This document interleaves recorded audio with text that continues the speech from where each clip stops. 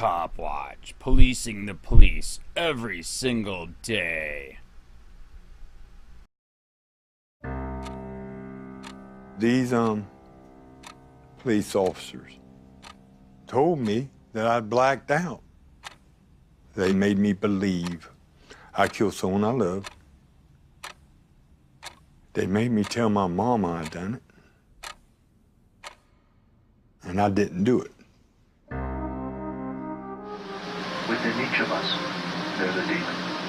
And it's when we deny it exists that it'll come up behind us. People don't ever want to believe that someone would confess to a crime they didn't do. I don't know any detail because I don't believe I did it yet. But it happens all the time.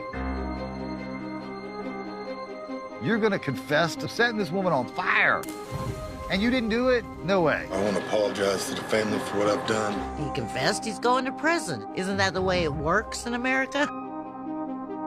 Justice has been served. We're going to have her spend the rest of her life in prison. All of us could falsely confess to something. If you gotta keep your eyes closed while you say it. It might take you a week. Let's go right now. It might take me an hour. Say it. But we're all gonna have our breaking point.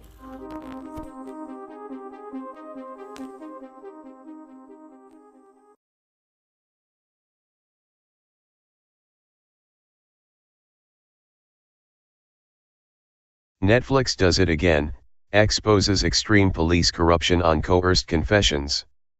By J. Sermopoulos, September 17, 2017.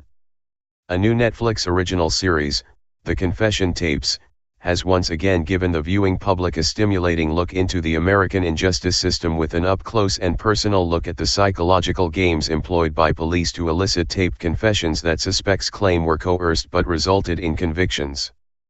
The confession tapes encompass a wide array of suspects and situations, revealing that there is no race, religion, background, or class that immunizes a person from being persecuted.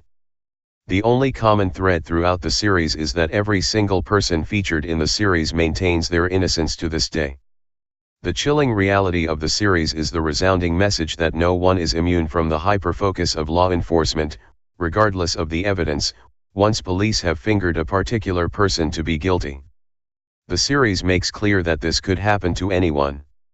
While some may feel safe being honest with law enforcement due to their assured innocence, after watching the 7 episodes of the series, they will likely think twice before choosing to so implicitly trust the police in such a tenuous circumstance. The stories featured in the show reveal a mix of interviews and archival footage in a documentary style that allows the suspects themselves, friends, family, lawyers, prosecutors and jurors to tell the story. It is distinct in that it allows the record to speak for itself, rather than relying on dramatic interpretation. The confession tapes takes you directly to the scene, using actual footage of the crime scene, instead of using actors and dramatizations.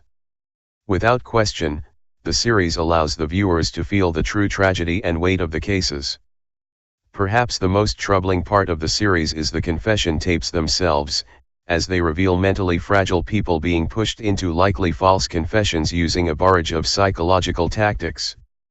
As TFTP has previously reported, not even children are safe from these brutal tactics to make innocent people say they are guilty. A study of juvenile interrogations at 17 police departments found that none of the suspects had attorneys present during questioning, and only 21% had parents present. All of them had already waived their Miranda rights. This does not happen by accident, it is a deliberate setup by the cops.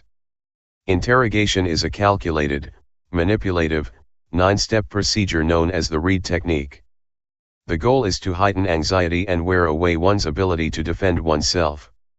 Loaded questions, implicit assumptions of guilt, and even fabricated evidence are used.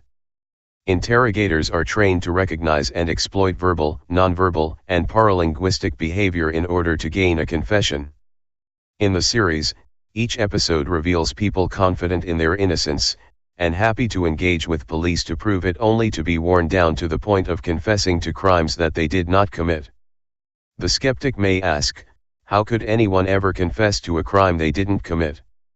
And while on the surface that seems to be a legitimate question, the confession tapes reveals the extent to which police have the ability to figuratively beat down a suspect with hours of intimidation, manipulation, deception, and pressure in an effort to force a confession. The tapes reveal police lying about evidence to coerce a confession, while trying to convince the suspects that the only chance they have is to confess in order to potentially gain a lesser sentence. While the series doesn't provide airtight proof that every person featured is innocent, it raises serious doubts about the veracity of the case brought against each and every one.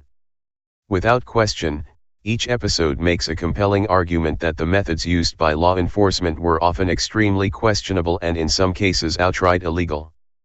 The confession tapes raises the question in many people's minds of just how often these types of extreme tactics are employed but not caught on tape. In the cases where retrospectively the innocence of the suspects seems a foregone conclusion, it can be truly heartbreaking to see an innocent person be mentally broken down so thoroughly by police. In one of the most poignant moments of the series, a man convicted of murder is partially exonerated through the use of DNA evidence, only to plead to a lesser charge in exchange for time served. According to Journalists' Resource, National Registry of Exonerations statistics suggest that young people in particular are more prone to admitting guilt for crimes they did not commit. 38% of exonerations for crimes allegedly committed by youth under 18 in the last quarter-century involved false confessions, reporter Zusha Eilson is quoted as saying in the article, compared with 11% for adults, according to a new database of 1,155 individuals who were wrongly convicted and later cleared of all charges. So why would an innocent man plead to a charge that still officially deems him a murderer? The sad answer is that after having seen the injustice in the system at work, he clearly understands that being innocent is no protection when facing the prospect of a jury trial.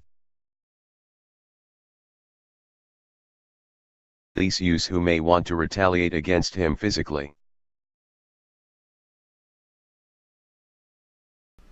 Hey Charlotte County, this is Charlotte County Cop Watch, and I just wanted you to know that I am using this stuff under fair use.